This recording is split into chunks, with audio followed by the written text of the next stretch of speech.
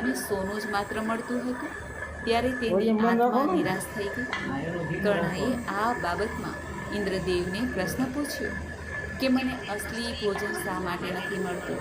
ત્યારે ઇન્દ્રદેવે કર્ણને કહ્યું કે હે કર્ણ, તમે પૂરા જીવન દરમિયાન માત્ર ચીજ વસ્તુનું દાન કર્યું છે, સોનું, ચાંદી વગેરે, અને તમારા પૂર્વજો કે પિતરોને માટે પણ કંઈ કાર્ય કર્યું નથી. જવાબમાં કર્ણએ કહ્યું કે હું મારા પૂર્વજો વિશે જાણતો જ ન હતો. ત્યારે ઇન્દ્રદેવ કર્ણને કહે છે કે ભાદરવા માસના 16 દિવસની અવધિ હોય છે.